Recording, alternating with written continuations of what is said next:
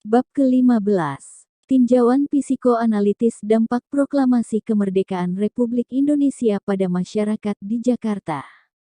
Saya merasa perlu untuk mengadakan tinjauan kembali terutama secara psikoanalitis tentang dampak proklamasi kemerdekaan Republik Indonesia terhadap kaum intelektual terutama di Jakarta. Konkretnya, kaum elit politik generasi tua dan para mahasiswa yang ada di Jakarta yang dapat dikatakan sebagai generasi intelektual yang lebih muda. Saya harus menjalankan niat saya ini secara betul-betul objektif dengan memeras otak saya semaksimal mungkin. Mengapa hal ini perlu saya lakukan? Karena menurut saya, justru proses awal terjadinya republik inilah yang terutama ikut menentukan jalannya proses perkembangan selanjutnya dari negara kita, tahap demi tahap sampai sekarang.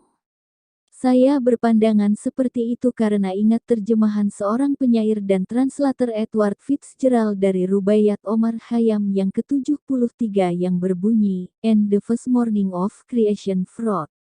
What the last dawn of reckoning shall read." Omar Khayyam adalah seorang ahli matematik, astronomi, dan penulis syair tersohor dari Persia yang hidup pada tahun 1050 sampai tahun 1122.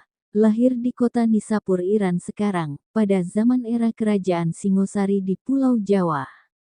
Saya sangat setuju arti dalamnya rubaiyat itu.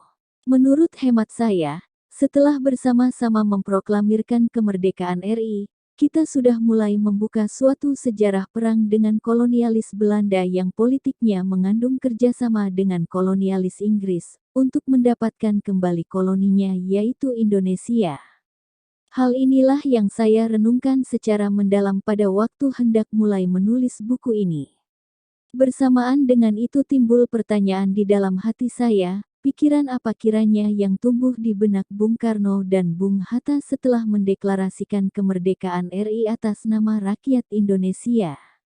Tentunya mereka sadar bahwa sebetulnya mereka belum pernah memimpikannya menjadi presiden dan wakil presiden dari negara yang penduduknya berjumlah kurang lebih 90 juta pada waktu itu, paling tidak dengan cara seperti yang terjadi pada saat itu. Pernahkah timbul pada pikiran mereka bahwa sebetulnya cara itu adalah ultimatum perang terhadap Belanda sebagai penjajah kita selama kurang lebih 2 abad? Sebagai konsekuensi dari pikiran itu, kita harus siap-siap untuk berani mengadakan perang dengan senjata terhadap Belanda. Ataukah barangkali mereka berdua masih terpaku pada cara berjuang yang mereka gunakan selama itu dalam menjalankan politik lewat pembentukan sebuah partai untuk mencapai tujuan mereka secara parlementer dan cara memproklamirkan kemerdekaan itu dipandang sebagai cara yang lebih baik daripada yang dijalankan mereka dan kaum politisi lainnya di masa lalu, atau dengan proklamasi mereka akan lebih mudah menjalankan perjuangan diplomatis untuk mencapai tujuan terakhirnya. Mereka tentunya sadar bahwa mereka dianggap oleh sebagian besar rakyat yang dapat berpikir politis sebagai tokoh pemimpin rakyat tertinggi karena pernah ditahan dan dihukum buang oleh kolonialis Belanda. Kriteria itulah yang dipakai rakyat pada zaman itu untuk menilai seseorang patut tidaknya menjadi pemimpin rakyat yang tertindas. Para mahasiswa pada saat itu sudah terkelompok sebagai pencerminan adanya beberapa tokoh politik yang aktif dalam masyarakat pada waktu itu. Yang dikenal oleh para mahasiswa pada waktu itu adalah tokoh-tokoh politik selain Soekarno, antara lain Syahrir, Tan Malaka, Ki Hajar Dewantara, Muhammad Hatta, Kiai Haji Agus Salim dan Kiai Haji Mansur. Pada pemerintah militer Jepang yang terkenal berada dan termasuk dalam sistem pemerintah Jepang adalah Soekarno dan Hatta. Sayangnya golongan mahasiswa yang dipandang oleh masyarakat sebagai kaum intelektual tertinggi di antara rakyat remaja pada waktu itu, sudah terpecah belah dan kelihatannya saling berebut untuk menempati posisi yang dominan di kalangan kaum intelektual muda di Jakarta. Keadaan itu memuncak pada waktu menjelang diadakannya proklamasi kemerdekaan Republik Indonesia dan tercermin dalam kejadian yang terkenal dalam sejarah sebagai masalah penculikan Soekarno-Hatta oleh pemuda revolusioner untuk dibawa ke Rengas Dengklok, sebuah kota kecil di daerah Banten yang tidak jauh letaknya dari Jakarta. Ternyata kejadian ini merupakan tindakan yang bersifat dan berdasarkan keadaan yang diinterpretasikan terlalu dramatis dan subjektif oleh kelompok pelaku penculikan itu. Kedua pemimpin itu menurut keterangan sekelompok pemuda pejuang yang terdiri atas beberapa orang mahasiswa dan remaja pekerja kantor, yang diantaranya terdapat seorang bekas Sodanco bernama Singgih dan beberapa pemuda pejuang, perlu diamankan segera keluar kota, karena pada hari itu mereka akan mencetuskan revolusi rakyat yang sangat dahsyat di dalam kota Jakarta. Ternyata setelah Bung Karno dan Bung Hatta menunggu beberapa waktu di Rengas Dengklok tidak terjadi apa-apa yang mirip revolusi yang dibayangkan para pemerkasa pengamanan dua orang pemimpin beserta keluarganya itu. Mereka berdua dibawa kembali ke Jakarta. Hal ini walaupun dapat dipandang sebagai kejadian yang mirip suatu hoaks yang lucu dramatis tetapi tetap merupakan petunjuk betapa seriusnya situasi di kalangan kaum intelektual yang mengorbit sekeliling para tokoh politik itu. Saya tidak dapat terlalu menyalahkan para tokoh elit politik karena saya dapat mengerti latar belakang mereka sebagai kaum intelektual yang dilahirkan dan terbentuk jati diri mereka oleh zaman selama penjajahan Belanda pada waktu itu. Bagaimana perasaan kedua politikus generasi tua itu pada waktu mereka mengetahui bahwa gerakan dahsyat revolusi di dalam kota Jakarta itu tidak terjadi dan mungkin hanya merupakan isapan jempol belaka. Bung Hatta dalam tulisannya mengenai penculikan itu, antara lain menyatakan bahwa pada waktu ia pagi-pagi dibawa naik mobil kembali ke Jakarta, dalam perjalanan menuju Jakarta melihat kobaran api besar di kejauhan depan mereka. Seorang pemuda yang bersamanya di dalam mobil berkata dengan nada tegang, "Hah, itu mereka sudah mulai." Mobil yang mereka tumpangi melaju dengan kecepatan tinggi maju terus. Tetapi setelah mendekati kobaran api itu, ternyata berasal dari pembakaran gundukan kumpulan jerami yang besar, berasal dari panen padi yang baru terjadi. Seorang petani dengan tenang melakukan pembakaran itu. Api dari pembakaran jerami itulah yang dilihat dan disangka oleh si pemuda itu sebagai api revolusi. Dapat dibayangkan apa yang timbul dalam benak Bung Hatta dan Bung Karno pada waktu itu. Yang jelas, perasaan kecewa menambah perasaan ketersendirian mereka berdua. Mereka sebelumnya sudah merasakan bahwa lawan politik mereka selama itu telah menuduh mereka sebagai kolaborator pemerintah fasis Jepang. Saya dapat membayangkan perasaan mereka. Mereka tentunya juga merasa jika kelompok pemuda yang membawa mereka memang merasa mampu memproklamirkan kemerdekaan, mengapa tidak sekaligus memproklamirkan kemerdekaan?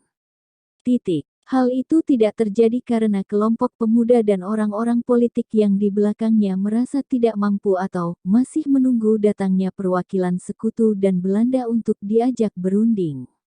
Hal inilah yang dipikirkan oleh kelompok mahasiswa yang independen dan radikal sejati.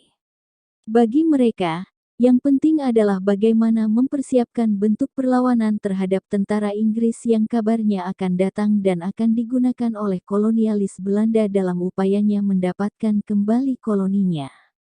Hal itu akan benar terjadi, tercermin kemudian dalam tindakan perwira-perwira Belanda Rapwi yang mestinya hanya mengurus PO tetapi kemudian ternyata ikut dalam gerakan anti-Indonesia Merdeka seperti yang kemudian dijalankan oleh kelompok Mr. Ploekman ketua Partai IEV di Surabaya. Setelah proklamasi kemerdekaan Republik Indonesia menjadi kenyataan, mengapa kelompok penculik Soekarno-Hatta tidak mengatur perlawanan gerakan orang-orang Belanda dan Indo-Belanda bekas Kenil yang keluar dari interniran dan mulai menteror penduduk Jakarta? Saya dapat membayangkan bagaimana perasaan atau pikiran Bung Karno dan Bung Hatta. Mungkin timbul pikiran kepada mereka pada waktu itu tentang kelompok intelektual apa yang dapat mereka percaya untuk mendukungnya dalam keadaan yang rumit setelah terjadi proklamasi kemerdekaan Republik Indonesia. Kelompok perwira peta di Jakarta juga mengalami gejolak psikologis yang hebat, tidak tahu apa yang harus mereka lakukan. Tercermin bahwa hanya Cudanco Latif Hendraningrat yang hadir dalam upacara pengibaran bendera merah putih pada saat proklamasi di Pegangsaan Timur. Rupanya golongan perwira peta juga tidak merupakan kesatuan yang utuh lagi, tercermin dalam peran Sodanco Singgih dalam penculikan Bung Karno dan Bung Hatta, akan tetapi Latif Hendraningrat tidak ikut serta, padahal Singgih adalah salah seorang perwira peta langsung di bawah komando Daidanco Mr. Kasman Singodimedjo dan Cudanco Latif Hendraningrat di dalam Dai dan 1 di Jaga Monyet Jakarta sebelum proklamasi kemerdekaan. Dapat dibayangkan betapa rapuhnya persatuan di kalangan pemuda, perwira peta, dan mahasiswa di Jakarta pada saat itu. Hal ini tentunya juga mempengaruhi pikiran Bung Karno dan Bung Hatta. Sultan Syahrir dan Tan Malaka, 2 orang tokoh politik yang pernah berpendidikan di negeri Belanda bersama dengan Bung Hatta, katanya masih bergerak di bawah tanah dalam situasi politik yang rumit pada saat itu. 5 hari kemudian setelah proklamasi tanggal 17 Agustus tahun 1945, pada tanggal 22 Agustus tahun 1945 peta dilucuti dan dibubarkan oleh Jepang, tanpa mengakibatkan gejolak politik yang baru. Prajurit Bintara dan perwira peta dengan tenang kembali ke rumah masing-masing tanpa berseragam dan bersenjata, termasuk pedang samurai para perwiranya yang sebelumnya dipuja-puja seperti senjata samurai Jepang asli. Apakah hal itu tidak ada pengaruhnya pada pikiran Bung Karno dan Bung Hatta? Tidak seorang pun tahu atau pernah menjelaskan. Secara wajar saya menyimpulkan bahwa hal itu pasti dipermasalahkan oleh 2 orang pemimpin itu. Setidak-tidaknya mereka pasti menarik kesimpulan masing-masing yang dimasukkan dalam perhitungan mereka dalam estimation of the situation mereka. Barangkali yang jelas, hal itu agak mencengangkan mereka. Mereka berdua mungkin sadar bahwa selama itu mereka menilai kelompok peta tidak tepat sebagai kelompok bersenjata yang pada waktu proklamasi masih dalam keadaan utuh secara organisatoris dan katanya berdiri di belakang mereka berdua, sebagai kekuatan bersenjata. Kemudian pada bulan September ketika diadakan rapat raksasa, apa yang terjadi dalam pikiran mereka berdua? Senangkah? Atau malah menimbulkan keresahan dalam pikiran mereka dan merupakan suatu pendadakan? Yang jelas, bahwa peristiwa terkumpulnya massa rakyat yang demikian besar itu tidak dipakai untuk berpidato membakar semangat oleh Bung Karno, Bung Hatta atau kelompok pemuda atau mahasiswa lainnya. Massa malah dianjurkan Bung Karno untuk dengan tenang kembali ke tempat masing-masing. Apa reaksinya pada saat itu dari kelompok yang pernah menculik Bung Karno dan Bung Hatta belum lama yang lalu? Mengapa, jika memang mereka itulah yang menggerakkan massa, berkumpul di lapangan Gambir, mereka tidak menggunakan kesempatan itu untuk menyatakan pendiriannya yang revolusioner? Fenomena yang merupakan kenyataan itu mungkin juga mempengaruhi kedua tokoh pemimpin rakyat itu. Kesimpulan atau pengalaman apa yang mereka tarik dari kejadian itu yang kemudian dalam sejarah disajikan secara besar-besaran sebagai peristiwa yang maha besar artinya? Mengapa ini semua bisa terjadi di Jakarta yang merupakan kota besar di mana terkumpul kaum elite politik dan bekas tokoh partai politik yang pernah dibubarkan oleh pemerintah kolonial Belanda dan juga terkumpul mahasiswa yang berasal dari hampir semua daerah Hindia Belanda? Jakarta sebagai tempat kedudukan dari pemerintah Republik Indonesia yang baru diproklamirkan. Semua keadaan yang terjadi itu menunjukkan belum bersatunya lapisan atas intelektual rakyat pada waktu itu, masih terjadinya gaya lama menjalankan politik, yaitu saling berebut posisi di depan musuh yang mengancam yaitu kolonialis Belanda. Suatu keadaan yang sudah mulai timbul pada pertengahan abad ke-17 pada waktu mulai perebutan tahta kaum feodal kerajaan Mataram dan dilanjutkan terus sampai setelah dibubarkan sistem ekonomi feodal oleh Belanda pada tahun 1819 dan mulai timbulnya feodalisme semu hingga sekarang. Kita dapat membayangkan bahwa keadaan rumit seperti itu membuat kelompok pimpinan Republik Indonesia yang baru, teristimewa Soekarno-Hatta, sangat terganggu dan merasa mungkin terpencil. Timbul pertanyaan pada benak saya mengapa kemudian pada tanggal 5 Oktober didekretkan lahirnya Angkatan Bersenjata Tentara Keamanan Rakyat Indonesia. Apakah di Jawa Barat dan khususnya di Jakarta tempat pemerintah Republik Indonesia, pada tanggal 5 Oktober itu secara konkret telah berada dan terbentuk kesatuan tentara atau sudah terbentuk suatu kesatuan rakyat bersenjata yang dapat dinyatakan sebagai Tentara Keamanan Rakyat Indonesia?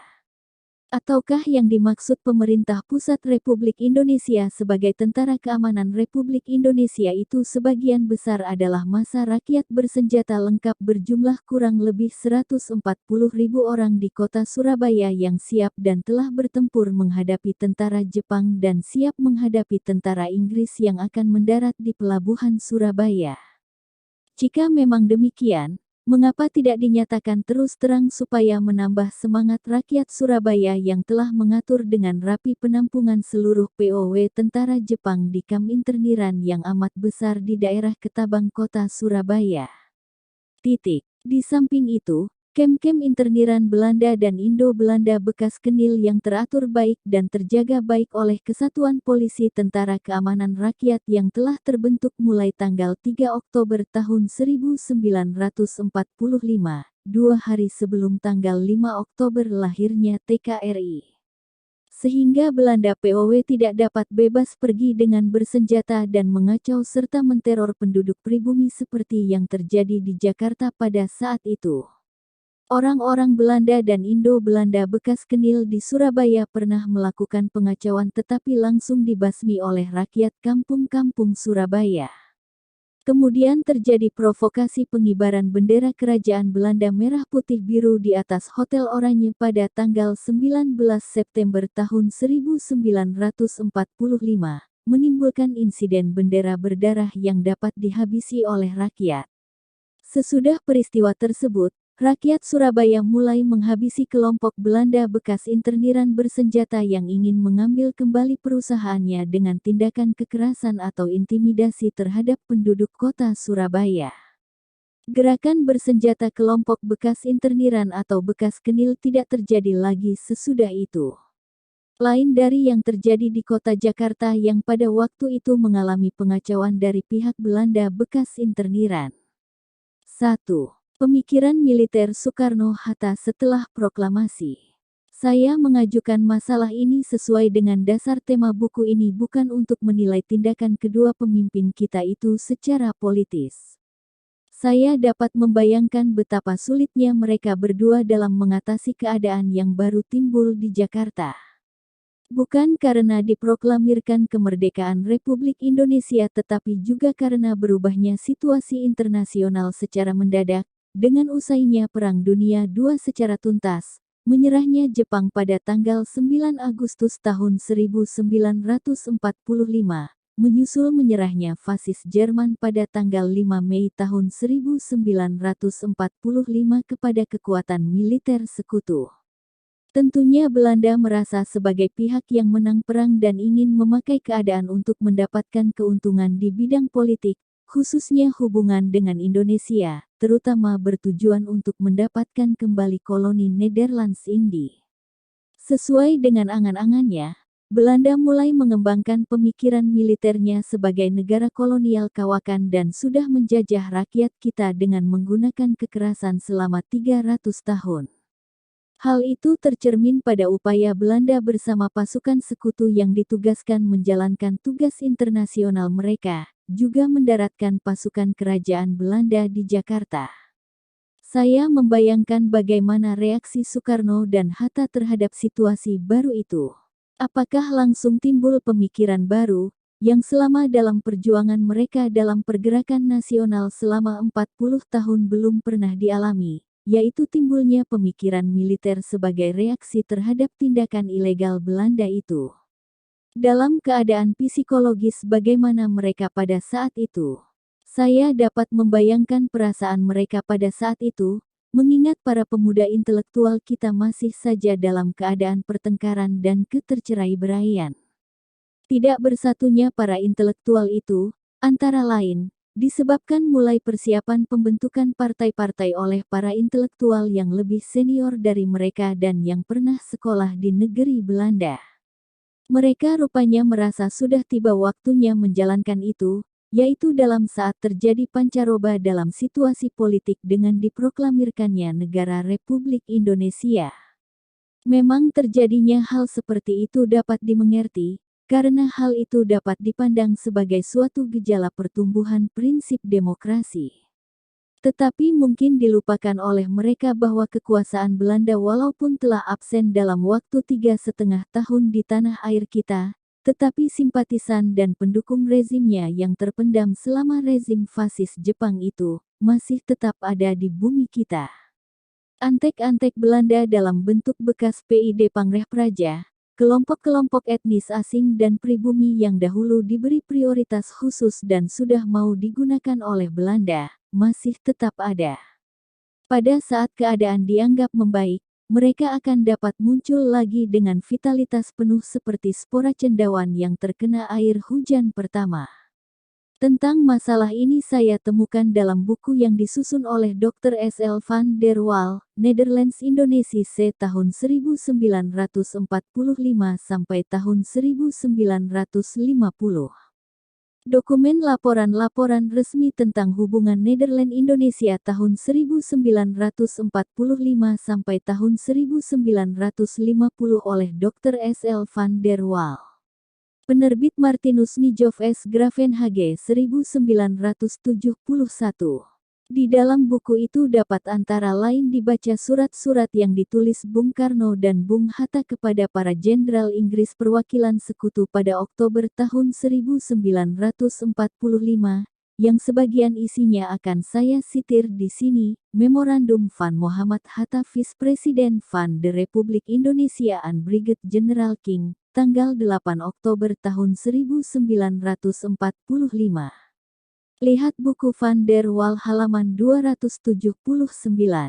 Antara lain dalam surat itu oleh Bung Hatta dikatakan bahwa terjadi perampasan kendaraan yang digunakan Mr. Kusuma Atmaja Chief of Justice dan orang-orang Indonesia penting lainnya, dengan menggunakan senjata Tom gun oleh serdadu dan marinir Belanda.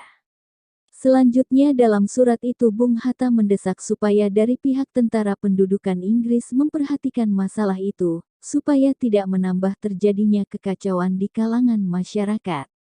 Bila perlu dapat dikeluarkan joint statement dari The Allied Commander-in-Chief dan Mr. Soekarno, atau secara terpisah jika dikehendaki yang dapat menenangkan kegelisahan masyarakat dan menjadikan kerjasama kita lebih mudah dan enak. King menjawab dengan cukup mengatakan bahwa surat sudah diterima pada tanggal 9 Oktober dan telah diteruskan kepada higher authorities for any action they may deem necessary. Para pembaca tentunya mengerti bagaimana bergolaknya perasaan saya setelah membaca isi dokumen itu. Sebelum saya huraikan lebih lanjut, saya ingin mengajukan terlebih dahulu isi memorandum Bung Karno sebagai Presiden Republik Indonesia kepada Panglima Tentara Pendudukan Jawa dari Sekutu Jenderal Christison pada tanggal 6 Oktober tahun 1945 halaman 259 bukunya Van der Waal. Sebagian dari surat Bung Karno kepada Christison yang selanjutnya isinya mengandung permintaan supaya Inggris tidak mau ditunggangi oleh Belanda yang jelas sudah mencoba mendatangkan pasukan-pasukan baru untuk didaratkan bersama-sama dengan tentara British Allied Forces of Occupation. Bung Karno juga mencoba menjelaskan kepada Christison bahwa pada prinsipnya rakyat Indonesia tidak merasa bermusuhan dengan Inggris. Musuh rakyat Indonesia adalah kolonialis Belanda. Dengan demikian Bung Karno dan Bung Hatta pada hakikatnya bertujuan, dengan memorandum-memorandum mereka, mencoba memisahkan Inggris dengan Belanda, dengan menjelek-jelekkan Belanda dan menyatakan kepercayaan mereka kepada British Allied Forces yang dikirim oleh sekutu untuk melaksanakan tugasnya di Indonesia. Seperti sudah saya katakan di atas bahwa saya meninjau ini semua dalam rangka untuk mengetahui apakah Bung Karno dan Bung Hatta pada saat itu sudah mempunyai pemikiran atau konsep militer yang jelas pada saat itu. Yang jelas tercermin dalam surat-suratnya kepada Inggris adalah tindakan diplomatis untuk mendapatkan hasil yang menguntungkan perjuangan rakyat Indonesia. Secara objektif saya harus menyimpulkan bahwa kedua orang pemimpin rakyat Indonesia, Bung Karno dan Bung Hatta belum mempunyai konsep militer yang khusus terperinci pada waktu itu. Setelah membaca dan merenungkan surat-surat itu, saya sebetulnya mendadak dihinggapi rasa haru yang mendalam. Pada waktu surat-surat itu ditulis pada awal Oktober tahun 1945, saya sedang berjuang di kalangan masyarakat bawah di Surabaya. Saya tidak mengetahui atau menyadari situasi sesungguhnya di Jakarta. Pada waktu itu rakyat Surabaya pada tanggal 1 Oktober tahun 1945 telah menyelesaikan pertempuran dengan markas besar Kempeitai di Surabaya dan dengan selesainya pertempuran itu, berakhirlah kekuasaan Jepang di Jawa Timur umumnya dan di Surabaya khususnya. Dengan demikian rakyat Surabaya telah melaksanakan tugas yang tercantum di Proklamasi Kemerdekaan Republik Indonesia tanggal 17 Agustus tahun 1945. Kemenangan rakyat besar itu diekspresikan dengan diadakan defile rakyat bersenjata besar-besaran seperti telah saya huraikan di atas. Karena retrospeksi itulah saya sangat terharu membaca surat-surat itu.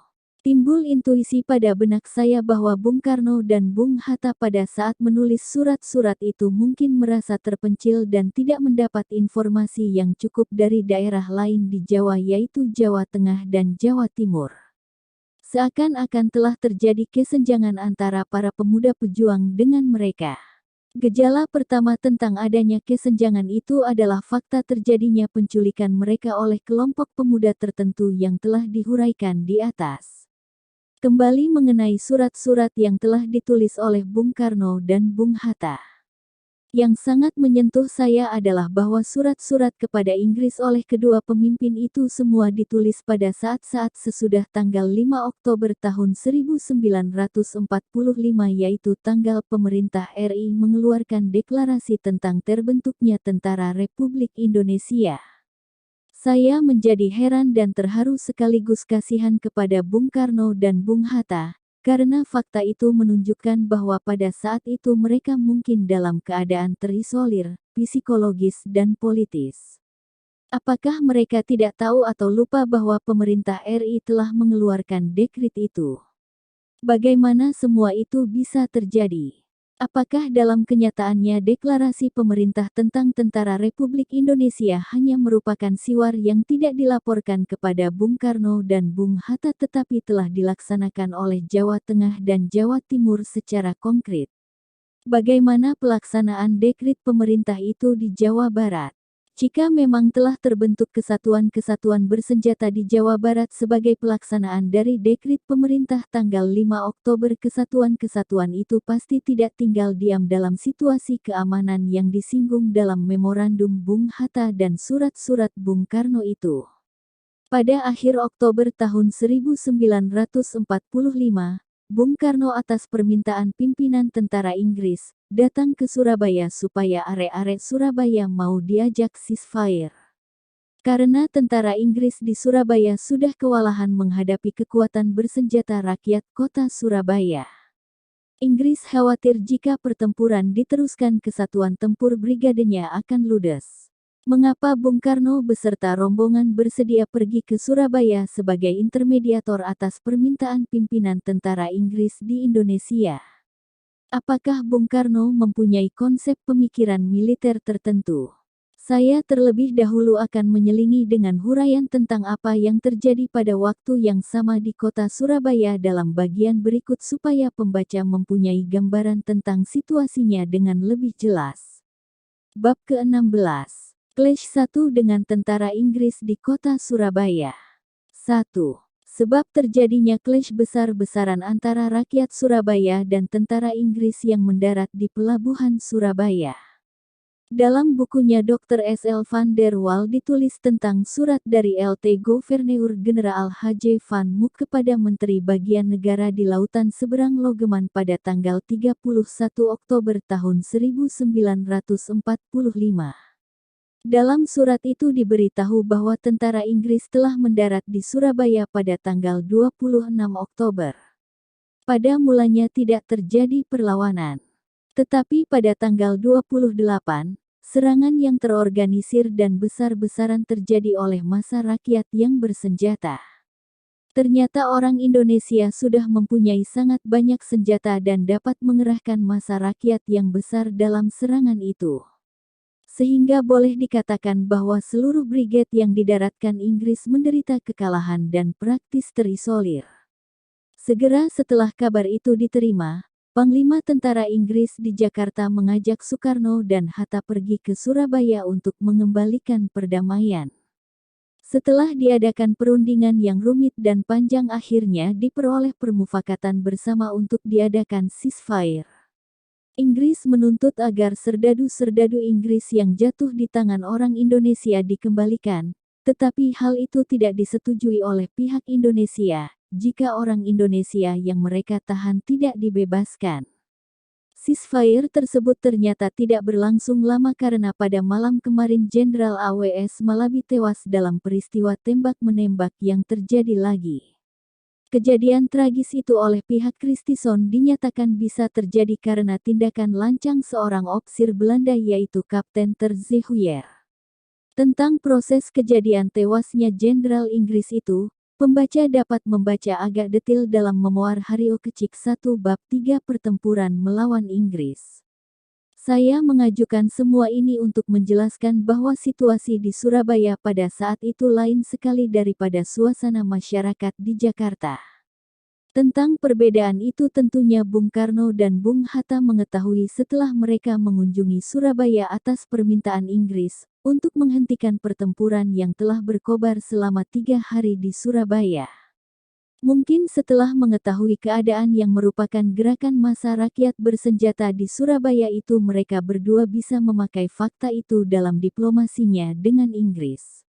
Mereka berdua tentunya mengetahui bahwa semua anggota tentara Jepang sudah tidak kelihatan lagi di Surabaya karena mereka semua sudah tertampung dalam kamp interniran yang besar di Ketabang. Para interniran Belanda lelaki, perempuan, dan anak-anak berada di kamp-kamp yang terurus dan terjaga oleh anggota polisi militer PTKR, yang telah terbentuk pada tanggal 3 Oktober tahun 1945 dan menjadi instansi resmi setelah dekrit tanggal 5 Oktober tentang terbentuknya tentara TKR. Polisi militer itulah juga mengawal perundingan yang mereka jalankan dengan Inggris dengan memakai seragam rapi dengan ban lengan MP dan bersenjatakan pistol. Mereka berdua tentunya melihat dengan mata kepala sendiri bahwa tidak ada orang Belanda atau Indo-Belanda keluyuran dan mengganggu penduduk kota Surabaya seperti terjadi di Jakarta pada waktu itu. Perlu diketahui bahwa jumlah penduduk kota Surabaya lebih besar daripada Jakarta pada waktu itu. Keadaan masyarakat di Surabaya dalam proses perkembangannya tentu mempunyai pengaruh pada alam pikiran rakyat Surabaya pada umumnya. Rakyat dan pemuda Surabaya merasa bersatu dalam menghadapi musuh tentara Inggris. Mereka secara naluri mengerti dan sadar bahwa Belanda dan Inggris harus dipandang sebagai suatu kesatuan, yaitu sebagai kolonialis, dan kedua-duanya adalah musuh pada saat itu. Dalam tahap selanjutnya, rakyat yang sudah bersenjata mau tidak mau mulai sadar harus mempunyai pemikiran militer untuk menghadapi musuh nyata itu. Proses psikologis itu pun ternyata terjadi dalam mulai terbentuk pasukan-pasukan rakyat yang bersenjata. Senjata yang telah mereka dapatkan sendiri bukan sebagai pemberian dari suatu kelompok tertentu seperti bekas peta atau polisi. Pemimpin-pemimpin pasukannya terpilih alami, tidak berasal dari bekas peta ataupun kenil. Soal ini telah terjadi khusus dan unik di dalam kota Surabaya pada saat itu. Juga tidak berasal dari suatu partai politik. Sebab hancur leburnya brigade yang dipimpin oleh Jenderal Malabi itu jika ditinjau dari segi militer, kesalahannya pada estimate intelnya dan tugas yang dualistis. Tugas pokok Allied Forces adalah mengurus, mengumpulkan, dan mengevakuasi tentara Jepang yang telah menyerah sekaligus menjaga keamanan di wilayah bekas pendudukan Jepang. Estimasi intel Inggris yang mengira bahwa tentara Inggris akan diterima oleh penduduk Indonesia sebagai tentara yang membebaskan Indonesia dari jajahan Jepang seperti halnya di Burma dan tentara Amerika di Filipina. situasi di Surabaya disamakan dengan suasana di Jakarta. Untuk menjaga keamanan, Malabi menganggap perlu menduduki pos-pos atau tempat strategis di dalam kota Surabaya. Untuk itu Malabi memecah-mecah kesatuan brigadenya dalam seksi-seksi kecil, sedangkan untuk melaksanakan tugas mengurus POW sebenarnya bisa langsung berhubungan dengan instansi pemerintah kota Surabaya yang sudah ada dan selanjutnya tanpa menduduki tempat-tempat strategis tersebut.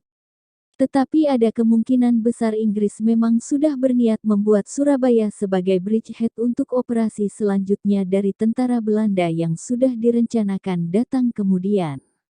Jadi, Inggris melaksanakan rencana militer rahasia dengan Belanda. Inggris tidak menduga bahwa rakyat dan pemuda kampung Surabaya sudah memiliki senjata ringan dan berat dari seluruh kekuatan tentara Jepang yang ada, ditambah dengan yang ada di gudang senjata besar di Batu Poron Pulau Madura, yang menyimpan juga amunisi, granat tangan, bahan peledak TNT, dan lain-lainnya, dan ranjau-ranjau darat dan laut dari bekas tentara Belanda. Tetapi yang terpenting adalah bahwa suasana di kota Surabaya sudah dalam taraf siaga penuh, mulai dari terjadinya provokasi kaum Indo-Belanda di bawah pimpinan Mr. Ploegman, Ketua IEV, berupa insiden berdarah bendera Kerajaan Belanda. Rakyat mengetahui bahwa gerakan IEV Partai Indo-Belanda dan Belanda ini adalah operasi yang sengaja diadakan untuk mengimbangi rapat raksasa di lapangan Gambir Jakarta, yang terjadi pada hari yang sama yaitu tanggal 19 September tahun 1945.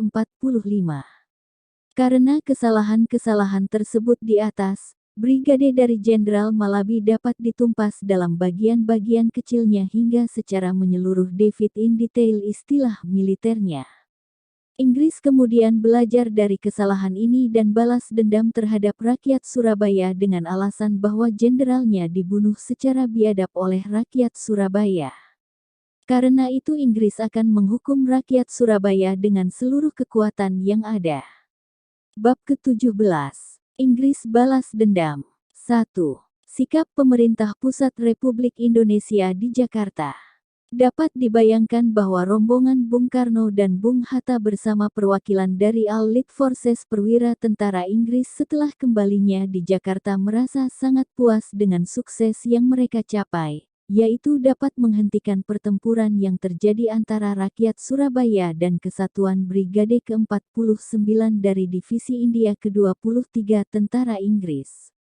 Yang dirasakan boleh dikatakan aneh oleh para pemuda pejuang Surabaya pada saat itu adalah bahwa rombongan pemerintah pusat RI tidak meninggalkan seorang petugas untuk selanjutnya memantau keadaan di kota Surabaya, dan hanya berada di tempat yang bergolak itu hanya selama 1 malam dan 1 hari. Apakah keadaan yang sangat tegang di luar dugaan mereka itu juga sangat menggelisahkan dan menakutkan mereka? Misalnya pada waktu mendarat di lapangan terbang Kerembangan dijemput oleh massa rakyat yang persenjataan perorangannya lengkap dan adanya tank-tank dan mitraliur-mitraliur berat. Massa rakyat bersenjata yang begitu besar yang mereka belum pernah lihat di Jakarta. Selanjutnya mereka dikawal oleh regu polisi militer tentara RI, berseragam dan bersenjata lengkap dengan pita lengan dengan tulisan MP. Hampir sepanjang malam mereka mendengar tembakan-tembakan senjata otomatis dan ledakan-ledakan granat tangan yang terdengar di kejauhan dari semua penjuru dalam kota. Suara-suara itu adalah tembakan rakyat dan pemuda kampung yang masih mengepung 4 sisa pos tentara Inggris yang semula berjumlah 20, yang berada dalam keadaan terisolir dan kehabisan peluru dan makanan. Sebagian besar tentara Inggris di dalam 16 pos telah dihancurkan dan serdadunya terbunuh. Para prajurit di pos-pos yang menjaga jembatan telah terbunuh dan mayatnya terapung dan dibawa arus Sungai Emas ke hilir, merupakan pemandangan yang mengerikan. Sayangnya mereka tidak melihat pemandangan yang mengerikan itu dan mendengar tangisan dan teriakan kemarahan keluarga rakyat Surabaya yang kehilangan anaknya dalam pertempuran pertama selama 3 hari itu. Tentunya itu semua akan memberi kesan dan pengaruh pada pikiran mereka. Tetapi mereka keburu pulang ke Jakarta dan tidak menyaksikan bagaimana pihak Inggris melanjutkan perundingan dan mulai melaksanakan ketentuan atau kesepakatan yang dicapai dalam perundingan antara rombongan Jakarta. Para wakil pemerintah RI dan kekuatan bersenjata rakyat yang sudah resmi menjadi Tentara Keamanan Rakyat Indonesia (TKR) sejak dekrit pembentukan Tentara Republik Indonesia tanggal 5 Oktober tahun 1945, 23 hari yang lalu dihitung dari dimulainya perundingan itu, dan wakil-wakil dari Allied Forces yang diwakili oleh Jenderal Mayor D.C. Houghton Panglima Tentara Inggris di Jawa didampingi oleh Malabi dan Kolonel L.H.O. Puk.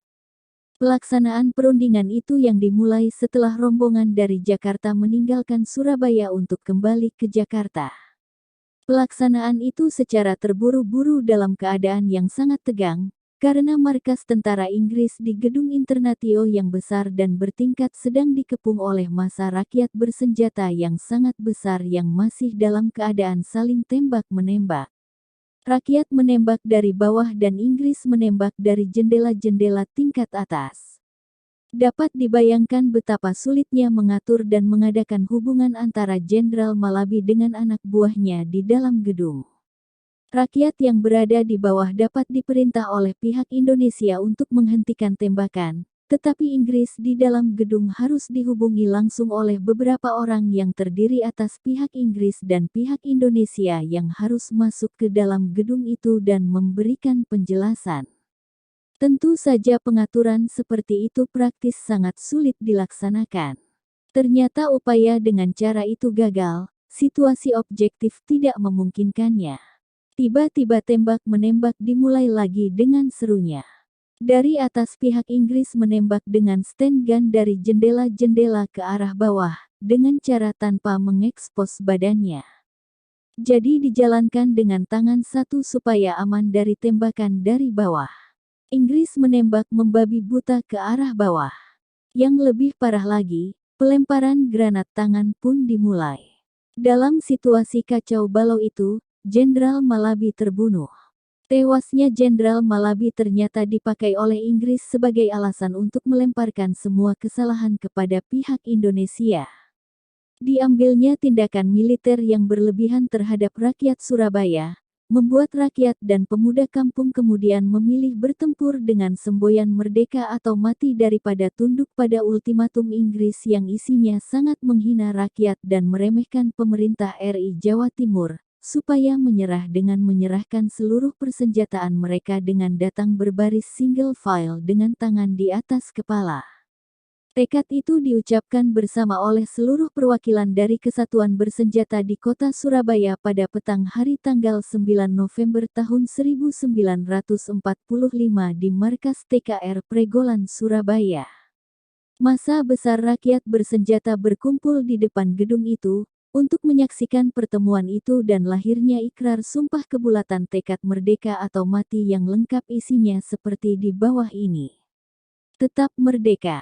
Kedaulatan negara dan bangsa Indonesia yang diproklamirkan pada tanggal 17 Agustus tahun 1945 akan kami pertahankan dengan sungguh-sungguh, penuh tanggung jawab bersama, bersatu, ikhlas berkorban dengan tekad merdeka atau mati. Sekali merdeka tetap merdeka. Surabaya tanggal 9 November tahun 1945, pukul 18.46. Massa rakyat yang berkumpul di sekitar markas BKR Pregolan pada saat itu semua bersenjata bedil dan senjata otomatis ringan seperti stand gun dan sejenisnya, paling sedikit membawa granat tangan. Pemimpin atau komandan pasukan mereka bersenjatakan pistol. Usia rata-rata mereka tidak lebih dari 22 tahun, termuda 15 tahun. Penampilan mereka biasa, tidak menyeramkan. Walaupun demikian kepribadian mereka memancarkan semangat teguh. Potongan rambut mereka biasa, bahkan banyak yang pendek karena sudah terbiasa gundul sebagai pelajar, sebagai kelanjutan dari tren yang dipaksakan oleh Jepang. Gaya rambut panjang dan memelihara jenggot tidak ada di kalangan pegawai atau buruh pada zaman Jepang. Berbeda dengan yang bertahun-tahun kemudian dilukiskan atau digambarkan oleh para seniman bahwa pelaku revolusi Surabaya berambut gondrong dan berewok. Dalam pertemuan para pemuda pejuang di Pregolan, diambil keputusan untuk menunjuk secara simbolis Sungkono sebagai Komandan Pertahanan Kota dan Surahman sebagai Komandan Pertempuran ditetapkan bersama 3 garis pertahanan. Lihat Memoir Haryo Kecik 1 dan 2. Walaupun dengan semangat telah ditunjuk pimpinan pertahanan dan pimpinan pertempuran, tetapi sebetulnya semua pada waktu itu mengerti bahwa secara praktis untuk 2 orang yang ditunjuk itu sangat sukar atau tidak mungkin menjalankan tugasnya. Untuk memimpin dan mengendalikan kekuatan bersenjata kurang lebih 140.000 orang dengan aneka ragam pasukan, dalam daerah sebesar kota Surabaya tanpa sarana komunikasi radio, telepon lapangan dan kendaraan, tidak mungkin. Tetapi kekurangan teknis itu dapat dikompensasi dengan semangat yang sifatnya satu dari tiap individu yang memegang senjata yaitu merdeka atau mati yang pada waktu itu esensinya adalah ofensif. Jadi tanpa dikendalikan secara terpusat mesin perang massa rakyat bergerak ke arah yang sama dan karena itu bisa terjadi koordinasi dan kerja sama alami yang menakjubkan. Kemudian hal itu diakui dalam tulisan Mayor Tentara Inggris R.B. Houston, What Happened in Java, yang mengatakan bahwa kekuatan rakyat bersenjata di kota Surabaya dapat menyerang posisi-posisi Inggris secara bergelombang seperti tidak ada habis-habisnya. Hanya dengan menggunakan tembakan mortir dan artileri kapal dan meriam darat yang berat, pengeboman dahsyat, ditambah tembakan dari udara untuk melindungi infanterinya maju selama lebih dari 3 minggu, tentara Inggris dapat mendesak mundur kekuatan perlawanan penduduk Surabaya hanya setelah pertempuran dahsyat itu. Pertempuran Surabaya adalah perlawanan rakyat yang tidak mau dijajah yang sangat unik dalam sejarah militer rakyat Indonesia. Karena itu dapat dikatakan bahwa pertempuran di Surabaya yang berlangsung dari tanggal 26 Oktober sampai tanggal 2 Desember tahun 1945 melawan tentara Inggris tersebut merupakan revolusi Surabaya yang menjungkirbalikkan semua nilai lama yang sebelumnya. Peristiwa besar itu terjadi setelah pemerintah pusat RI pada waktu itu menyerahkan kepada rakyat Surabaya untuk memilih sendiri, bertempur atau berunding untuk menyerah pada tentara Inggris. Rakyat Surabaya memilih bertempur. Revolusi dan pertempuran Surabaya berjalan tanpa pimpinan yang terpusat dengan jalur ikatan komando, tidak dikendalikan atau dipimpin oleh suatu partai politik atau perorangan. Yang memimpin massa rakyat adalah naluri dan nurani yang telah timbul pada rakyat, bisa dikatakan insting kolektif untuk mempertahankan keberadaannya mungkin seperti yang terdapat pada zaman manusia purba. Di situ letak keunikan dan keanehannya, atau jika mau mengatakan kemistikannya. Setelah terjadinya peristiwa hancur seluruh brigade tentara Inggris bersama dengan Commanding General pemerintah Inggris dan pemerintah Belanda di Eropa ikut campur. Pihak Inggris menyalahkan seorang kapten laut Belanda bernama Huyer yang bertindak ceroboh dalam mencampuri masalah penyerahan senjata tentara Jepang sehingga seluruh persenjataan Jepang di Jawa Timur, khususnya di Surabaya, jatuh ke tangan pemuda pejuang dan rakyat kampung Surabaya dan dengan kekuatan massa bersenjata dapat mengalahkan total brigade tentara Inggris 6.000 orang yang telah mendarat di Surabaya. Pihak Belanda menyalahkan Inggris, mengatakan bahwa terjadinya peristiwa itu sumbernya adalah salah Inggris sendiri dalam bidang taktis militer, yaitu tidak cukup banyak dan kurang cepat mendaratkan tentaranya di Surabaya. H.J. Van Mook sebagai Letnan Gubernur Jenderal langsung mengadakan perundingan pada tanggal 31 Oktober tahun 1945 di rumah Jenderal Christison dengan Soekarno, didampingi Subarjo Menteri Luar Negeri, Hatta, Agus Salim, dan Amir Syarifuddin. Lihat buku Dr. S.L. van der Wal Jilid 1, Laporan Van Mook kepada Menteri Daerah Seberang Lautan Belanda Logeman. Van Mook ditegur secara tajam oleh pemerintah Belanda karena berani mengadakan pembicaraan dengan Soekarno. Dengan demikian melanggar secara serius larangan tegas pemerintah Belanda untuk tidak mengadakan kontak dengan Soekarno. Van Mook menjelaskan bahwa ia mempunyai alasan-alasan yang objektif kuat untuk mengadakan perundingan dengan Soekarno. Masalah itu sempat meruncing sehingga Van Mook mengancam akan mengundurkan diri sebagai Letnan Gubernur Jenderal jika pemerintah mendesaknya. Sebaliknya, Menteri Luar Negeri Inggris Bevin menganjurkan secara serius supaya lebih taktis jika hubungan diplomatis Van Mook dengan Soekarno tetap dipelihara. Pendapat itu diucapkan oleh Menteri Bevin di Downing Street, tempat pertemuan dengan Van der Goes van Natters anggota Tweede Kamer der Staten-Generaal Belanda. Menteri Bevin dengan sungguh-sungguh menekankan bahwa perundingan dengan Soekarno itu penting untuk Belanda dan Inggris. Sebagai contoh, ia mengajukan kebijakan pemerintah Inggris untuk tetap mau bicara dengan Gandhi dalam semua stadium hubungan pemerintah Inggris dengan pemimpin oposisi itu. Ia juga sebagai contoh mengajukan tentang hubungan Inggris dengan Botha tetap dipelihara, waktu pemimpin Afrika Selatan itu datang di Inggris untuk memperjuangkan kemerdekaannya. Saya ajukan fakta-fakta ini untuk menjelaskan betapa besar pengaruh kemenangan pertempuran 3 hari di mana Jenderal Malabi tewas pada sekitar 25–28 Oktober tahun 1945 dan pertempuran selanjutnya selama 3 minggu, 10 November–2 Desember tahun 1945, yang dijalankan oleh arek-arek Surabaya melawan tentara Inggris. Ternyata pengaruh kemenangan pemuda pejuang Surabaya itu sampai di bidang diplomasi internasional. Pengaruh yang menguntungkan di bidang militer dan diplomasi Republik Indonesia. Sayangnya semua itu seakan-akan tidak diakui oleh pemerintah RI selanjutnya. Hal itu tercermin dalam fakta bahwa pemerintah hanya menonjolkan secara resmi penentuan tanggal 10 November tahun 1945 sebagai Hari Pahlawan Nasional. Sebetulnya dengan itu menegaskan kejadian sejarah militer RI yang besar, yaitu pertempuran rakyat bersenjata kota Surabaya dan Tentara Keamanan Rakyat yang baru berdiri di kota Surabaya dengan tentara Inggris selama total hampir 1 bulan, 25 Oktober–2 Desember tahun 1945. Mengapa hal itu terjadi sehingga setiap murid sekolah dasar dan sekolah menengah mengira bahwa pertempuran revolusi Surabaya hanya terjadi pada tanggal 10 November. Insiden bendera Belanda berdarah di Hotel Oranye dan tewasnya Jenderal Malabi oleh para pelajar sekolah dikira juga terjadi pada Hari Pahlawan tanggal 10 November sebagai akibat pengumuman resmi dari pemerintah tanpa penjelasan lebih lanjut itu. Apakah itu bukan fenomena penyelewengan sejarah militer dari bangsa Indonesia yang dijalankan dengan sengaja oleh kelompok politik tertentu yang anti rakyat? Pertempuran dalam Revolusi Surabaya merupakan pertempuran terbesar yang dialami tentara Indonesia dalam sejarahnya dihitung dari tanggal kelahirannya yaitu tanggal 5 Oktober tahun 1945.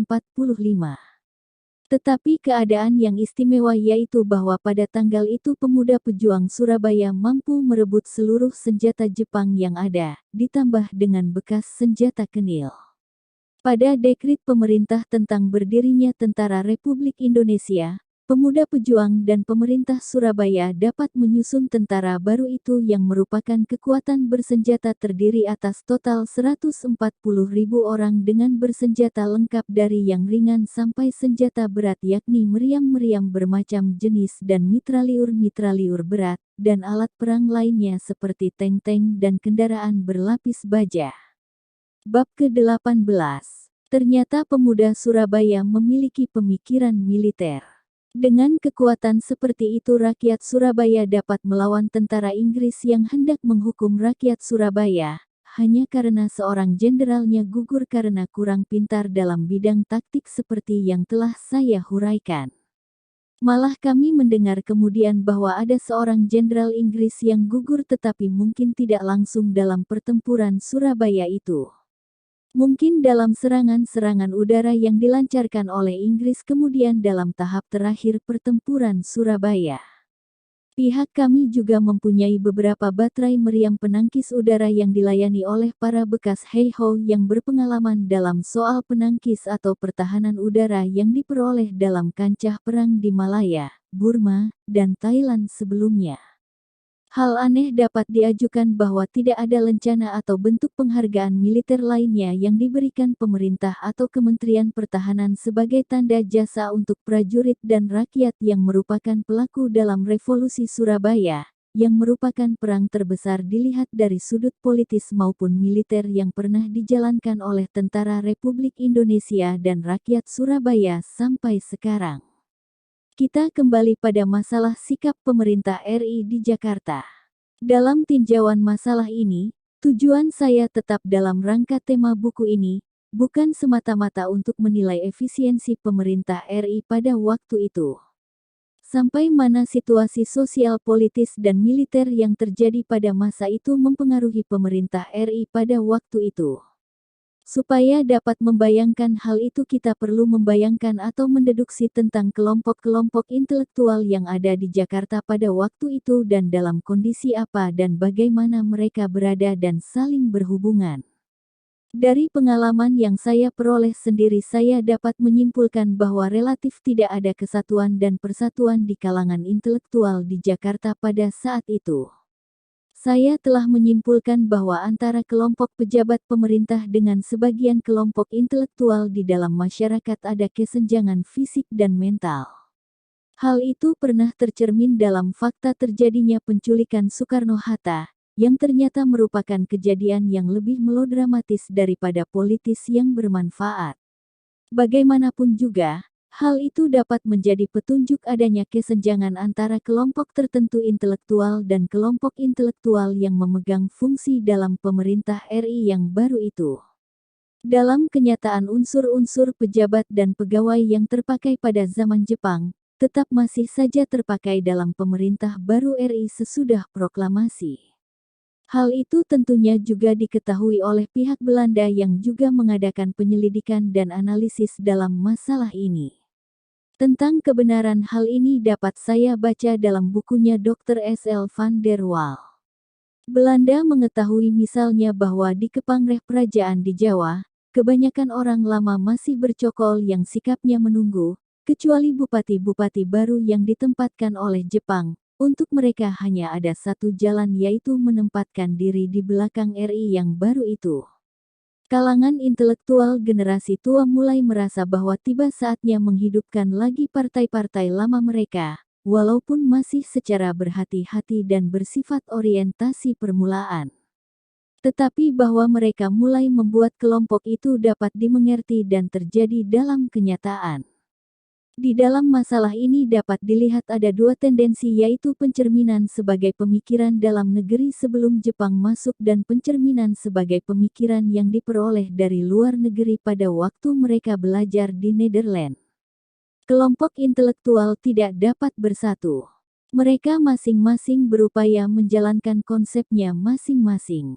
Jadi, sudah mulai terjadi rivalitas antar kelompok. Misalnya ada kelompok yang mempunyai ide untuk mendirikan akademi militer di Tangerang pada bulan Oktober tahun 1945. Mungkin ide itu berasal dari seorang yang pernah belajar di luar negeri dan pernah membaca tentang gerakan-gerakan revolusioner Rusia, Cina, dan lain-lain negara.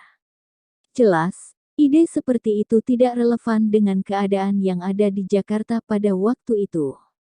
Saya tidak akan menyoal dari kelompok mana ide itu berasal.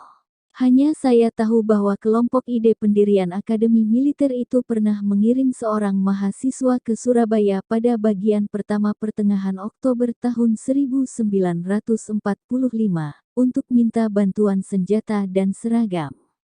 Mahasiswa kedokteran yang dikirim ke Surabaya itu adalah Imam Slamet alias Bok yang saya kenal akrab sekali. Saya di Surabaya pada waktu masih dapat membantunya dengan seragam militer sebanyak 2 gerbong kereta api penuh dan sejumlah senjata. Tidak terlalu banyak karena Bok hanya seorang diri dan ia sendiri menyatakan tidak yakin mampu menjaga keamanan transportasi senjata itu jika terlalu banyak jumlahnya. Ia takut dijarah oleh para pemuda yang haus senjata sepanjang perjalanan dari Surabaya ke Jakarta. Akhirnya Bok dengan selamat menyerahkan oleh-olehnya itu kepada teman-temannya di Tangerang. Tetapi tidak lama kemudian saya mendengar tentara Jepang menyerang Akademi Militer di Tangerang dan teman-teman saya yang mempunyai inisiatif pembentukannya, terbunuh dalam serangan Jepang itu. Di antaranya terdapat mahasiswa kedokteran Subianto adik dari Sumitro Joyo Hadikusumo kelompok sosialis Syahrir. Dapat disimpulkan bahwa pemerintah RI di Jakarta secara praktis tidak atau belum mempunyai pemikiran militer yang memadai. Mungkin kelompok yang mempunyai ide mendirikan Akademi Militer di Tangerang itu hanya dibimbing oleh pemikiran dogmatis yang sumbernya adalah bekas politisi yang pernah belajar di luar negeri.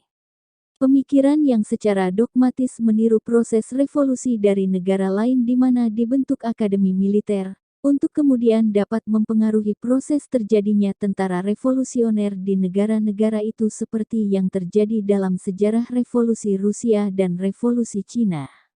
Keseimbangan kekuatan militer di Jawa Barat, khususnya di Jakarta, ternyata masih menunjukkan kelemahan di pihak para pejuang. Situasi itu disebabkan Jepang sebagai tentara yang telah menyerah, masih bisa dengan sengaja diberi tugas keamanan oleh Sekutu Allied Forces Command di Jakarta, ditambah dengan para interniran Belanda, Indo-Belanda dan bekas POW yang dipersenjatai oleh Belanda lewat NICA dan lain-lain saluran rahasia Belanda. Terlambatnya konsolidasi kekuatan dari pihak intelektual disebabkan oleh rivalisme yang berkembang di kalangan mereka. Dekrit pemerintah pada tanggal 5 Oktober tahun 1945 untuk membentuk tentara lebih merupakan masalah tindakan administratif kurang dapat mengkompensasi keadaan itu. Ditambah dengan mulai muncul gerakan negara Pasundan dari golongan mantan bangsawan Jawa Barat dan mantan birokrat-birokrat pribumi bentukan kolonial Belanda.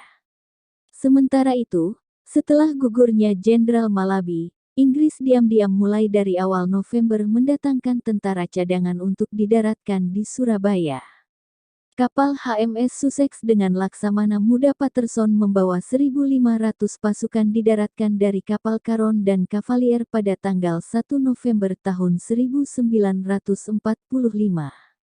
Mayor Jenderal Manser, Panglima Divisi Infanteri Kelima India menyusul dengan membawa 24.000 prajurit lengkap dengan tank-tank dan kendaraan lapis baja, skuadron-skuadron pesawat terbang jenis Mosquito dan Thunderbolt. Dengan demikian jelas bahwa Inggris akan menggunakan kekuatan militernya secara maksimal sesuai dengan isi ultimatumnya.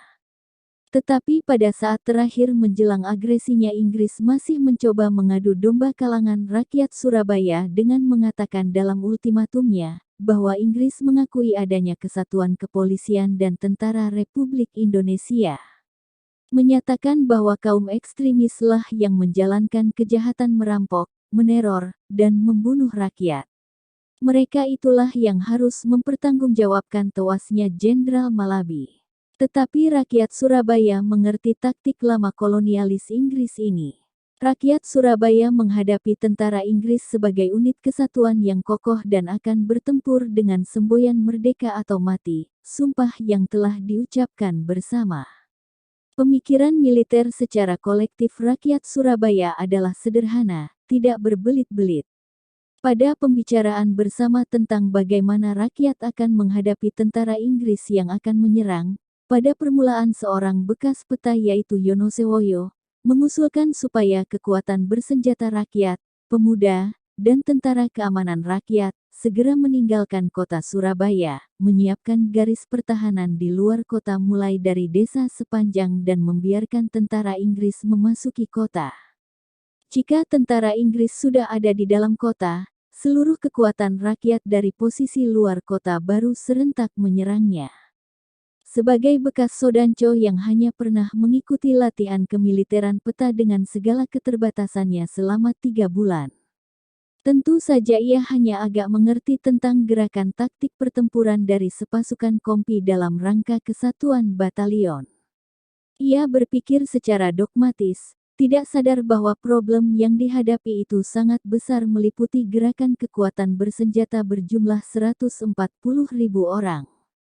Antara lain, telah disusun dalam 32 batalion ditambah kekuatan rakyat bersenjata yang 3 kali besarnya, melawan kekuatan musuh satu divisi India tentara Inggris yang berjumlah, termasuk tambahan pasukan khusus, kurang lebih 24.000 orang beserta kesatuan tank dan kendaraan berlapis baja dan skuadron-skuadron pesawat terbangnya. Untungnya, perwakilan-perwakilan dari rakyat bersenjata pada pertemuan itu dengan tegas langsung menolak konsep militer orang bekas peta itu, bukan karena mereka lebih mengetahui tentang ilmu militer tetapi mereka dituntun oleh naluri dan nurani mereka yang masih bersih. Mereka menolak tiap gerakan yang bersifat mundur. Mereka bertekad untuk bertempur membela kemerdekaan RI dan kampung-kampungnya masing-masing. Mereka tetap bersemboyan merdeka atau mati dan semboyan itu bagi mereka berarti melakukan serangan ofensif di dalam kota nenek moyang mereka yaitu Surabaya. Mereka tidak berpikir panjang bahwa konsep orang peta itu dasarnya oportunisme jenis tertentu. Mengingat ancaman Inggris sesuai dengan ultimatumnya, akan menggunakan seluruh kekuatan tentaranya yang ada, berarti serangan akan dimulai dengan tembakan artileri kapal dan daratan, pengeboman dan serangan pesawat tempur. Hal itu yang ingin dihindari oleh orang bekas perwira peta tersebut. Jadi, pemikiran itu sifatnya dogmatis dan tidak realistis subjektif atau oportunistis. Ia pada waktu itu belum sadar bahwa Jepang mengadakan latihan militer peta dalam rangka yang sesuai dengan tujuan, grand strategi Dai Nippon, yaitu membentuk Imperium Asia Timur Raya di bawah pimpinannya yang analog dengan cita-cita fasis Hitler. Untungnya konsep perang pemuda dan rakyat kampung Surabaya itulah yang diterima oleh rapat dan kemudian direncanakan pelaksanaannya. Inggris tidak mengira bahwa jalannya pemikiran militer rakyat Surabaya akan seperti itu. Kiranya perlu memuat isi pidato Jenderal Komandan Tentara Inggris dan ultimatum tentara Inggris pada tanggal 9 November tahun 1945 yang sifatnya sombong dan menghina rakyat dan pemerintah RI di Surabaya. Ultimatum itu berisi 6 perintah yang akan saya ajukan dalam tulisan ini hanya yang saya anggap terpenting melihat isinya yang sangat menghina martabat rakyat dan pemerintah RI di Surabaya, yaitu 1. Semua pemimpin bangsa Indonesia termasuk pemimpin-pemimpin Gerakan Pemuda Indonesia, Kepala Polisi dan Kepala Resmi dari Radio Surabaya mesti datang ke Batavia Week selambat-lambatnya pukul 6 senja tanggal 9 November tahun 1945. Mereka harus datang dengan berbaris satu persatu serta membawa segala macam senjata yang ada pada mereka. Segala senjata tersebut diletakkan di tanah pada suatu tempat yang jauhnya 100 meter dari tempat pertemuan itu. Dan kemudian mereka itu harus datang maju ke depan dengan dua belah tangannya diangkat di atas kepalanya masing-masing dan mereka akan ditahan, serta harus menandatangani penyerahan dengan tidak pakai perjanjian apapun. 2. Semua orang Indonesia yang mempunyai senjata dan mereka tidak berhak mempunyai senjata juga mesti datang ke sebelah jalan Westerbuitenweg yang terletak di sebelah utara dari masjid yang ada di situ, atau di persimpangan Jalan Darmo dan Cowan Boulevard, paling lambat pukul 6 senja pada tanggal 9 November tahun 1945 dengan membawa bendera putih dan berbaris satu persatu. Mereka harus meletakkan semua senjatanya masing-masing. Mereka boleh pulang ke rumah masing-masing. 3. Mereka yang bergerak membawa senjata ialah barisan polisi yang mengenakan seragam dan barisan dari TKR. 4. Setelah semua pekerjaan ini selesai, maka tentara serikat akan memeriksa seluruh kota dan apabila kedapatan masih ada orang-orang Indonesia yang menyimpan atau menyembunyikan senjatanya mereka akan dituntut yang mana hukumannya bisa jadi hukuman mati. Semua senjata dan perkakas yang dikumpulkan itu akan diambil oleh barisan polisi yang mengenakan seragam dan barisan TKR dan akan dijaga sampai semua yang dikumpulkan itu diambil oleh tentara serikat dan barisan-barisan polisi yang mengenakan seragam itu dan barisan TKR. 5. Segala percobaan oleh mereka untuk menyerang atau untuk menerbitkan kesulitan-kesulitan kepada orang-orang serikat yang diasingkan akan dihukum. 6. Semua orang perempuan dan anak bangsa Indonesia yang meninggalkan kota boleh melakukan itu selambat-lambatnya pada waktu maghrib tanggal 9 November tahun 1945, akan tetapi hanya boleh menuju ke Mojokerto dan Sidoarjo menurut jalan raya. Ditandatangani oleh Mayor Jenderal E.C. Manser, Panglima Tentara Darat Serikat di Jawa Timur. Surat yang ditujukan kepada Pak Suryo tersebut berisi penjelasan macam dan jenis senjata yang akan dilucuti yaitu 8 macam. Yang ditentukan di situ tidak hanya senapan, pistol, meriam, tank, mortir, granat, dan sebagainya, tetapi juga tombak, pedang, keris, bambu runcing, sumpit dan panah beracun. Isi surat ultimatum Inggris itu membuktikan keampuhan senjata sederhana yang digunakan para pejuang secara nekat untuk menghadapi senjata modern musuh.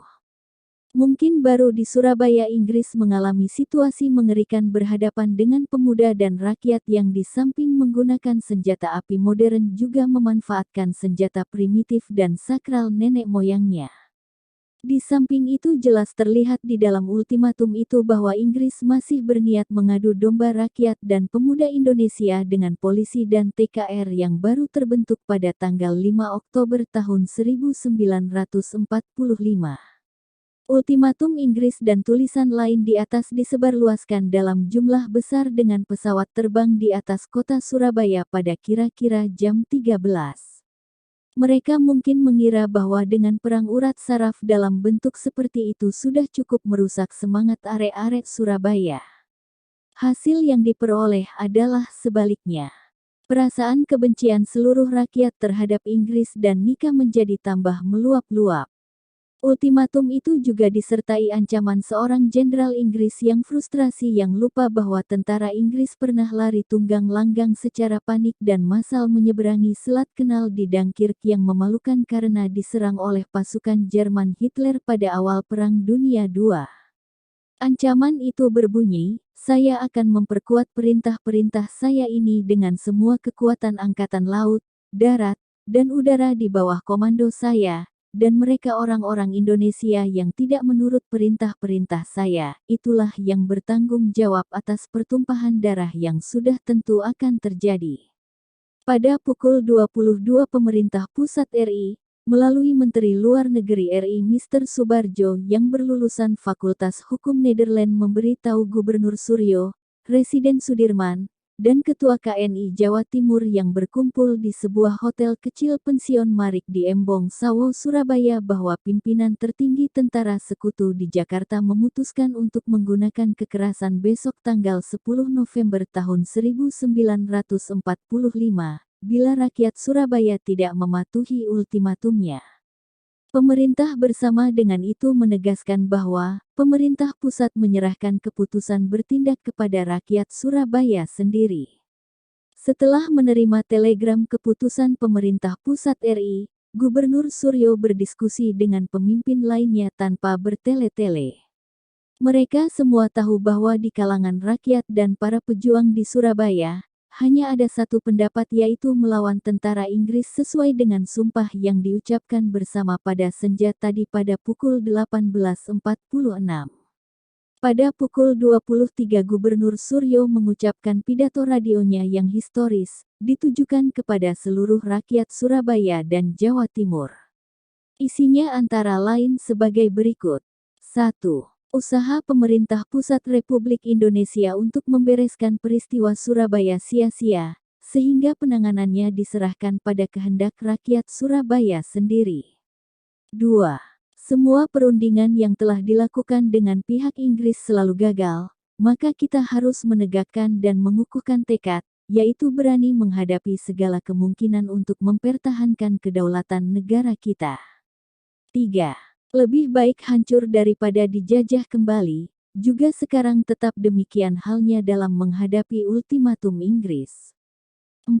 Dalam menghadapi segala kemungkinan besok pagi, mari kita semua memelihara persatuan yang bulat antara pemerintah, rakyat, TKR, polisi, dan semua badan perjuangan dari pemuda dan rakyat kita.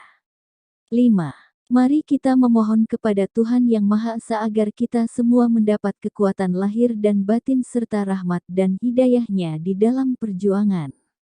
Hal demikian itulah yang terjadi pada malam tanggal 9 November tahun 1945.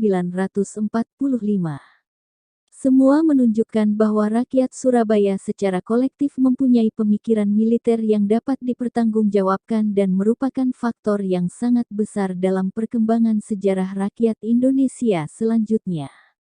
Sayangnya, keputusan heroik rakyat Surabaya itu tidak disambut oleh gerakan pemuda atau rakyat di Jakarta yang menunjukkan solidaritas yang bisa bersifat pukulan terhadap musuh kita pada waktu itu. Hal itu dapat kita pandang sebagai pencerminan bahwa kurang adanya saling hubungan antara pemerintah pusat dengan rakyat Jakarta.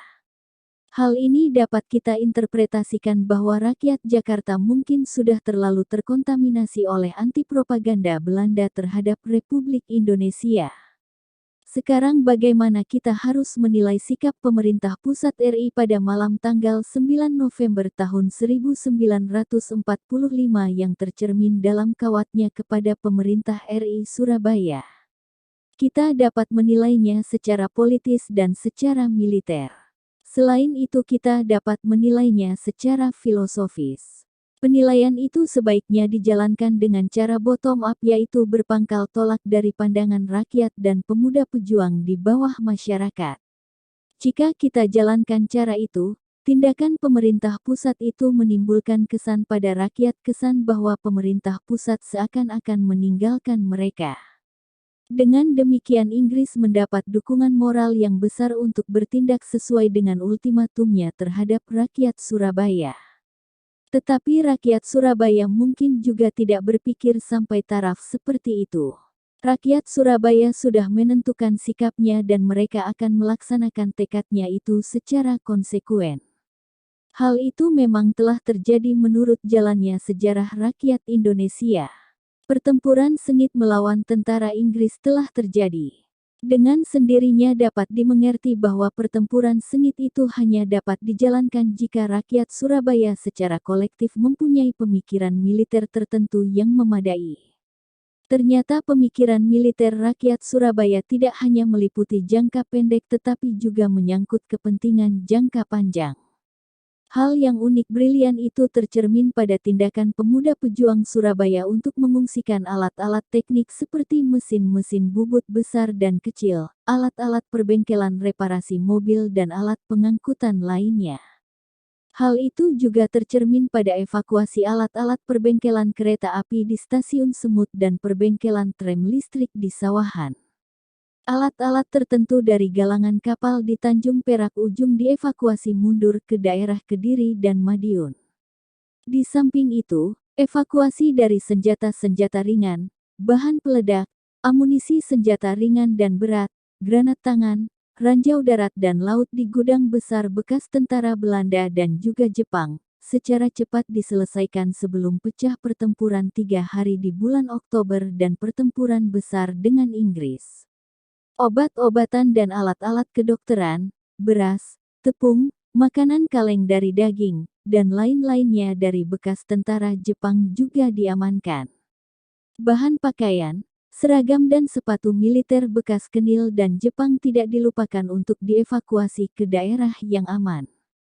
Gerakan pengunduran pasukan bersenjata yang mulai dilakukan pada awal bulan Desember tahun 1945 berjalan teratur, bukan merupakan kepanikan pelarian, tetapi betul-betul merupakan strategical retreat yang teratur jika dinilai dari ilmu kemiliteran. Anehnya, semua itu dijalankan oleh arek-arek dan rakyat Surabaya tanpa perintah dari pemerintah pusat RI di Jakarta atau markas besar TKR yang masih dalam proses pembentukan. Itu semua bisa terjadi atas dorongan naluri dan hati nurani rakyat Surabaya yang sudah sinkron dengan tekad kolektif rakyat pada waktu itu, yaitu merdeka atau mati. Bagaimana sebenarnya keadaan pemerintah Republik Indonesia pada saat itu? Atau lebih baik jika kita pertanyakan tentang suasana kerja para elit politik yang menduduki jabatan-jabatan di dalam pemerintahan pada waktu itu. Saling hubungan macam apa yang ada di antara mereka sehingga Mr. Soebardjo sebagai Menteri Luar Negeri RI dapat mengirim kawat ke pemerintah Surabaya yang isinya seperti telah diterangkan sebelumnya, yaitu bahwa rakyat Surabaya dapat memutuskan sendiri mau melawan atau berdamai dengan tentara Inggris. Apakah hakikat itu secara transparan dapat diartikan bahwa pemerintah RI sudah lepas tangan dalam masalah yang besar, artinya untuk rakyat Surabaya khususnya dan Republik Indonesia secara umum? Keadaan seperti apa yang ada di kalangan pemerintahan RI pada waktu itu sehingga kebijaksanaan itu dapat diputuskan dan kelihatannya tidak ada follow-up yang memadai? Apakah kejadian ganjil dilihat dari sudut para pejuang bersenjata independen, harus dipandang sebagai akibat keji dari rivalitas yang monstrius di kalangan atas di dalam pemerintahan RI atau di sekeliling aparatur yang sedang dalam pembenahan dan proses pembentukan itu? Bagaimana sifat hubungan antara Menteri Luar Negeri Mr. Soebardjo dan Menteri Penerangan Mr. Amir Syarifuddin yang pernah ikut dalam kelompok mediator yang meninjau ke Surabaya di akhir bulan Oktober di bawah pimpinan Bung Karno? Apakah keadaan hubungan itu mempengaruhi keputusan politis militer kita sebagai pejuang bersenjata? Rasakan aneh, tetapi ternyata justru mencambuk rakyat Surabaya untuk memutuskan terus melawan tentara Inggris dengan bertempur. Mengapa tidak ada sambutan dari para pejuang intelektual di Jakarta? Paling tidak, demonstrasi solidaritas untuk mendukung rakyat Surabaya. Suatu fenomena yang dinilai sangat aneh oleh golongan pemuda pejuang bersenjata yang independen. Di bidang apa kita harus mencari jawabannya selain berpijak pada asumsi adanya rivalitas yang telah disebut di atas walaupun kelihatannya tidak masuk akal? Kecuali jika kita menggunakan cara berpikir Sherlock Holmes dalam novelnya Sir Arthur Conan Doyle. Rivalitas antara kelompok-kelompok politikus yang mana? Kita tidak mau secara ceroboh membuat asumsi. Tetapi yang jelas, jika diadakan pendekatan terhadap problem ini, approach tersebut tetap bertujuan demi mencari kebenaran historis, bukan sama sekali mencari kesalahan suatu kelompok atau perorangan tertentu.